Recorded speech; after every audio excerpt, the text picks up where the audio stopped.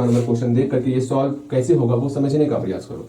तो आप उम्मीद करते हैं आप 5वां नंबर क्वेश्चन पढ़े होगे और कम से कम ये समझ लिए होगे कि क्वेश्चन में क्या दिया हुआ है और कैसे सॉल्व करना है। सिर्फ इतना समझ लोगे ना, ये क्वेश्चन खुद ब खुद आपसे ही सॉल्व होगा।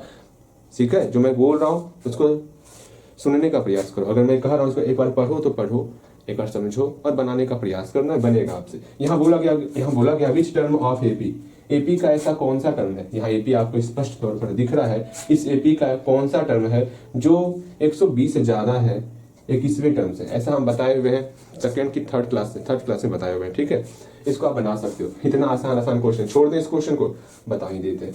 ठीक, देख लो कैसे बनाना है वो समझो। मतलब इस एपी का कौन सा टर्म है, वो कौन सा टर्म है जो 21वें टर्म से, कौन से 21वें टर्म से कितना ज्यादा, 120 से ज्यादा है। तो सिंपल सा यहाँ से आपको एन का वैल्यू निकालना है। उम्मीद करते हैं आप खुद बनाओगे ऐसा क्वेश्चन। दो क्वेश्चन लगभग करवा चुके हैं ऐसा, तो आप बना सकते हो ऐसा क्वेश्चन। देखो यहाँ पर कैसे करना है, क्या करना है, समझना है। तो हियर एपी क्या दिया हुआ, एपी हम लोग को दिया हुआ है 3 है, 15 है, उसके बाद 27 है, फिर 39 है, ये हम लोग का एपी है। हाँ जी, एपी दिया हुआ है। अब इस एपी के लिए ए का मान क्या है, 3 है, डी का मान क्या है, 15 माइनस 3 है, अर्थात कितना हो जाएगा, 12 हो जाएगा।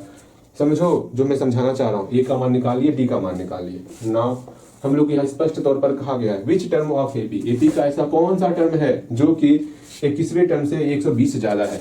ठीक है, 21st टर्म से कितना ज्यादा है आपका, 120 ज्यादा है। ठीक है, अब यहाँ पर सिंपल सा हम लोग एन का वैल्यू निकालेंगे। एन का वैल्यू निकाल लेते हैं। ए एन का फॉर्मूला पुट करेंगे, A plus N minus 1 into D.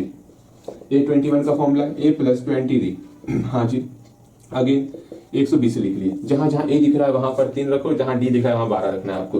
तो रखते हैं ना, 3 plus N minus 1 into d का मान 12 हो गया। यहाँ पर 3 प्लस डी का मान आपका 12 हो गया प्लस 120।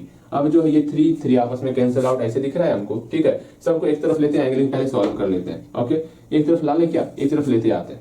ठीक है, तो देखो यहाँ पे 3 प्लस, अच्छा रहने दो, जैसे वैसे रहने दो। ओके, आप क्यों परेशान हो गए, सिंपल से इसको पूरा सॉल्व करो। 3 plus N minus 1 into 12, 3 plus इस दोनों को मल्टीप्लाई करेंगे, 240 हो गया प्लस 120 हो गया।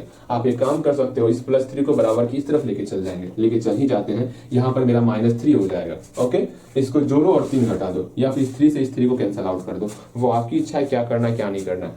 ठीक, अगेन यहाँ देखो n माइनस 1 इंटू 12 बराबर क्या होगा, इस दोनों को ऐड कर लेते हैं ना, 360 हो जाएगा। ऐड करो आप, 360 होगा। कैलकुलेशन आप खुद से किए ऐसा मान के चल रहे हैं, क्योंकि आप इसको पहले बना चुके हो, आपको सिर्फ यहाँ मिलाना है। हाँ भैया मिला ही रहे हैं, आपको पता छोड़ रही है हम मिला रहे कि ना मिला रहे, यहाँ मल्टीप्लाई छिपा हुआ है ना, उधर जाएंगे डिवाइड में कन्वर्ट कर देंगे, मेरा 30 हो जाएगा। n माइनस 1 का वैल्यू मेरा 30 निकल गया, और सीधा n का वैल्यू मेरा माइनस बराबर की उस तरफ जाएगा, 30 प्लस 1 अर्थात 31st हो जाएगा। हाँ भैया 31st टर्म ऐसा है, मतलब यहाँ पर टोटल 31 टर्म है, 31 टर्म है जो कि 21वें टर्म से 120 ज्यादा है। मेरे ख्याल से आप समझ गए होंगे क्या करना है क्या नहीं करना है। ठीक है, अब यहाँ लैंग्वेज आपको लिख लेना है, हेंस हम बोल रहे हैं, ध्यान से सुनो। हेंस आपको लिखना है 31st term of AP will be 120 more than it's 21st term. इस प्रकार आपको करना है और लिखोगे। लैंग्वेज आप खुद लिख सकते हो, यहाँ पर जो हम बोले इसको सुन करके आप लैंग्वेज लिख सकते हो।